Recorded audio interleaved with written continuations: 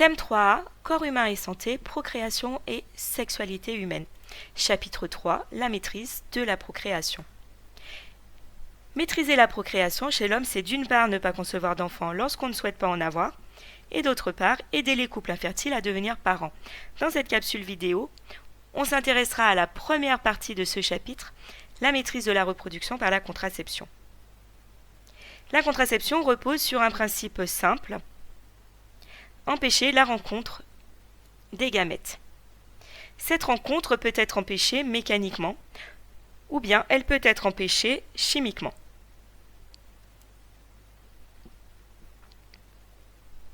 Les différentes méthodes contraceptives concernent dans leur plus grande majorité la femme. Elles agissent en différents points. Les méthodes de contraception hormonale reposent sur les connaissances du fonctionnement cyclique de l'appareil génital féminin. Elles empêchent la rencontre des gamètes en empêchant l'ovulation. Tout d'abord, la pilule, c'est la plus ancienne. Elle consiste en un comprimé contenant des hormones que l'on doit prendre tous les jours à heure fixe. Elle est donc contraignante. Depuis l'invention de la pilule, d'autres méthodes qui reposent sur le même principe que la pilule ont été développées. Le patch contraceptif, qui se colle sur la peau et délivre des hormones comme la pilule. Il doit être renouvelé chaque semaine. L'anneau contraceptif fonctionne comme le patch, mais sous forme d'un anneau de silicone que l'on place dans le vagin au contact du col de l'utérus. Le DIU hormonal, qu'on appelle aussi stérilet. Le médecin le met en place dans l'utérus pour une durée de 5 ans le plus souvent. Il délivre ses hormones directement dans l'utérus. L'implant contraceptif doit lui aussi être posé par un médecin. C'est un petit bâtonnet de plastique souple inséré sous la peau du bras, sous anesthésie locale bien sûr. On le renouvelle au bout de 3 ans. On peut aussi avoir recours à des injections d'hormones. Une injection d'hormones induit une contraception pour 3 mois. En cas de rapport sexuel mal protégé ou non protégé, on peut avoir recours à la contraception d'urgence qu'on appelle aussi la pilule du lendemain. Il s'agit d'un seul et unique comprimé qui délivre une forte dose d'hormones qui empêche l'ovulation. Elle doit donc être prise le plus tôt possible après le rapport sexuel, car son efficacité décroît avec les jours qui passent. Contrairement aux idées reçues, la pilule du lendemain ne provoque pas un avortement, elle empêche l'ovulation. Donc si l'ovulation a déjà eu lieu, elle n'empêchera pas une fécondation et donc une grossesse. C'est pourquoi elle n'est pas efficace à 100%, même si on la prend très vite. Comme elle a des effets secondaires, on ne doit pas l'utiliser de façon régulière, c'est vraiment à utiliser en dernier recours. Ce n'est pas une contraception quotidienne. Certaines méthodes de contraception empêchent la rencontre des gamètes mécaniquement. Le préservatif masculin est une gaine de latex que l'on déroule sur le pénis juste avant le rapport sexuel. Il retient le sperme et empêche donc les spermatozoïdes de pénétrer dans les voies génitales de la femme. Le DIU au cuivre, donc celui-ci ne délivre pas d'hormones. On voit que la petite tige ici est enroulée, plutôt qu'un fin fil de cuivre est enroulé sur la petite tige. Il est posé dans l'utérus, toujours par un médecin, pour une période de 10 ans. Et il agit mécaniquement car le cuivre a une action toxique sur les spermatozoïdes. Et donc tout spermatozoïde qui pénétrerait dans les voies génitales de la femme serait détruit au niveau de l'utérus et donc n'arriverait pas dans les trompes pour une fécondation. En dernier lieu, toutefois, les méthodes hormonales et le stérilet au cuivre peuvent avoir aussi un effet sur la nidation, car ces méthodes agissent sur le développement de la muqueuse utérine. La muqueuse utérine ne se développe pas, elle reste fine et dense, et donc, si malgré les actions premières de ces méthodes, il y avait quand même fécondation, l'embryon ne pourrait pas s'implanter. Voyons plus en détail le mode d'action des contraceptifs hormonaux avec l'exemple de la pilule. Donc la pilule consiste en une prise quotidienne d'hormones de synthèse, des œstrogènes et de la progestérone. Sans pilule, le cycle de la femme est normal. Il y a ovulation. Au moment de l'ovulation, la glaire cervicale devient filante pour laisser passer les spermatozoïdes et après l'ovulation, il y a maturation de la muqueuse utérine qui forme de la dentelle afin d'accueillir un éventuel embryon. Sous action de la pilule, il n'y a pas d'ovulation. La glaire cervicale reste toujours épaisse et il n'y a pas de phase sécrétoire. La muqueuse utérine reste fine et dense. Comment agissent les hormones de synthèse contenues dans la pilule? Pour répondre à cette question, on dose la concentration sanguine en hormones hypophysaires, FSH et LH, et en hormones ovariennes, progestérone et œstradiol chez une femme avec ou sans pilule. Sans pilule, les sécrétions hormonales de la femme sont normales. On a augmentation de FSH pendant la phase folliculaire et augmentation des œstrogènes. On observe un pic de LH juste avant l'ovulation pour déclencher l'ovulation au 14e jour. Après l'ovulation, on a production d'œstradiol et production de progestérone. Sans pilule, on constate que les taux hormonaux sont tous faibles.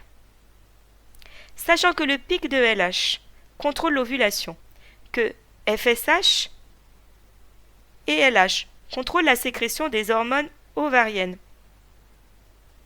qui elles-mêmes contrôlent le cycle de l'utérus, on comprend bien que la pilule, en empêchant la sécrétion de ces hormones naturelles, agit à tous les niveaux du cycle. Il n'y a pas d'ovulation, pas de développement de la muqueuse utérine et pas de relâchement de la glaire cervicale.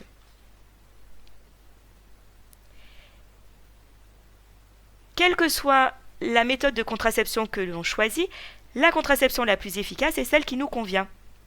Actuellement, à l'exception du préservatif et d'une pilule masculine que presque aucun homme n'utilise en France, la contraception repose sur la femme. Il est donc important de réfléchir à sa contraception avant d'en avoir besoin, afin de ne pas être prise au dépourvu. Une contraception bien maîtrisée permet d'éviter d'être amené à avoir recours à une intervention volontaire de grossesse. En France, l'interruption volontaire de grossesse est autorisée et légale depuis la loi du 17 janvier 1975. Au départ, l'IVG était purement médicale, mais depuis plus de 20 ans en France, les femmes peuvent avoir recours à ce qu'on appelle la contragestion chimique, c'est-à-dire une IVG médicamenteuse grâce à une molécule qui s'appelle le RU486.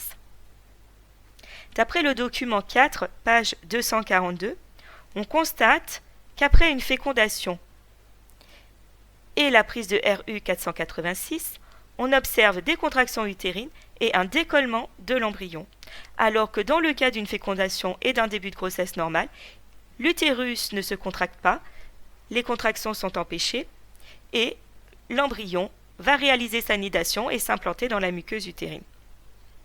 Donc le RU486 entraîne des contractions de l'utérus et un décollement de l'embryon de la muqueuse utérine. Pour comprendre comment agit le RU486 sur l'endomètre, on réalise des expériences chez des lapines impubères. On a 3 lots de lapines. Le premier lot reçoit de l'œstradiol, mais pas de RU486. Le deuxième lot reçoit de l'œstradiol puis de la progestérone, comme dans un cycle normal, et pas de RU486. Il représente donc le témoin. Et le lot 3 reçoit des œstradiols puis de la progestérone, mais aussi du RU486. On constate que dans le lot 1, qui ne reçoit pas de progestérone, l'endomètre ne se développe pas alors qu'il se développe normalement avec formation de dentelle utérine chez des lapines qui reçoivent de l'œstradiol et de la progestérone. Les résultats du lot 3, donc œstradiol et progestérone plus RU486, montrent un endomètre exactement identique à l'endomètre des lapines ayant reçu uniquement de l'œstradiol.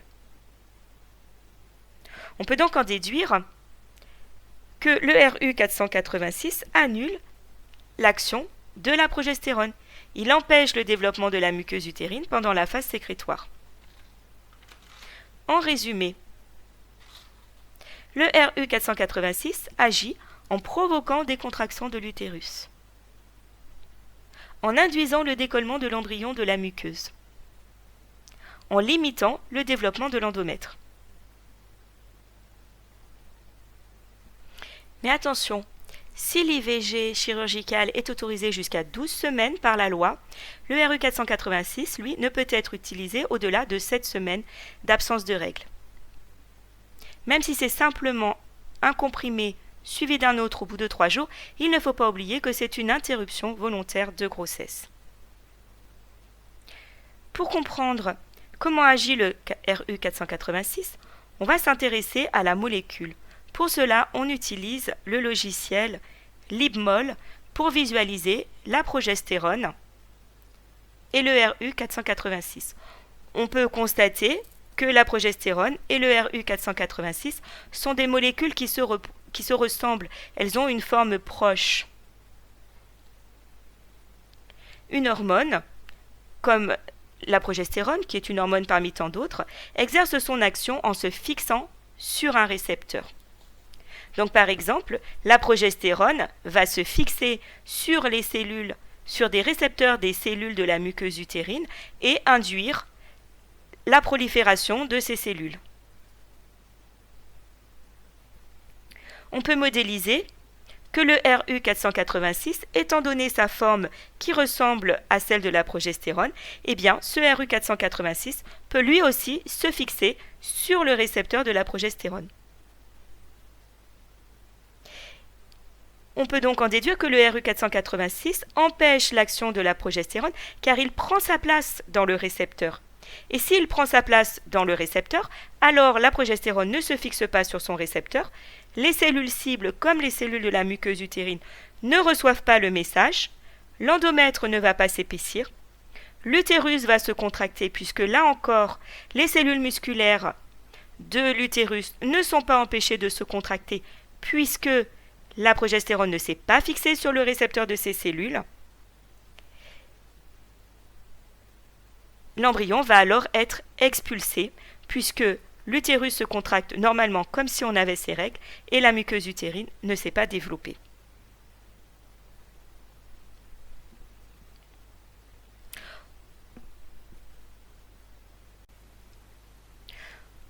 On ne peut pas parler de contraception et donc de vie sexuelle active sans faire de la prévention sur les infections sexuellement transmissibles.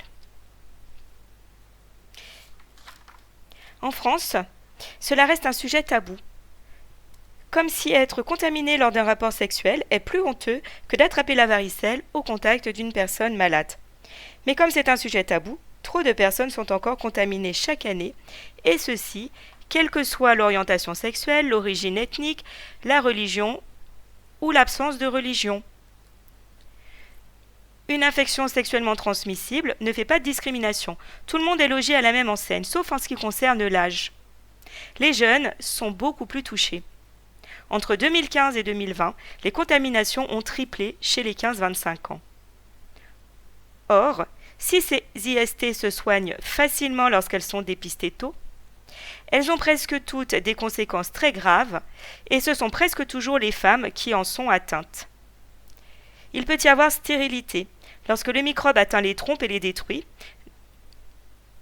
Il peut y avoir des cancers, comme dans le cas du papillomavirus ou de l'hépatite B. Donc le papillomavirus touche les hommes comme les femmes, mais comme seules les femmes ont un col de l'utérus, seules les femmes peuvent développer un cancer de col de l'utérus à la suite de l'infection. On peut observer des atteintes aux nouveau-nés. Par exemple, beaucoup de nouveau-nés ont été contaminés par le virus du sida lors de l'accouchement, lorsque leur mère était atteinte. Et on a des atteintes neurologiques. Dans le cas de la syphilis, par exemple, lorsque la maladie a atteint le système nerveux, il est trop tard pour soigner le malade. Et celui-ci finira par devenir fou. L'étape ultime étant la mort. C'est aussi le cas pour le sida, lorsqu'il n'est pas pris en charge ou lorsqu'il est pris en charge trop tardivement. Il ne faut pas oublier que dans le cas du sida, on ne guérit pas, on doit prendre le traitement toute sa vie. En conclusion, n'oubliez pas que le préservatif est le meilleur ami de tout jeune ayant commencé sa vie sexuelle. Le préservatif n'a que des avantages. Certains sont évidents car on en parle beaucoup dans les médias et dans les campagnes de prévention. Le préservatif protège des IST et des grossesses non désirées et le préservatif est très sûr. Mais il a aussi des avantages bien moins évidents et bien moins médiatisés. Par exemple, le préservatif permet de retarder l'éjaculation, il donne une impression de volume et il augmente le plaisir féminin. Certains sont même parfumés. Il n'est pas cher et il est facile à se procurer. Une boîte de préservatif coûte moins cher qu'un paquet de cigarettes et contrairement aux cigarettes qu'un mineur ne peut pas acheter, une boîte de préservatif s'achète partout et par n'importe qui, y compris des mineurs. Cependant, le préservatif est à usage unique. Une fois qu'on l'a utilisé, on doit le jeter.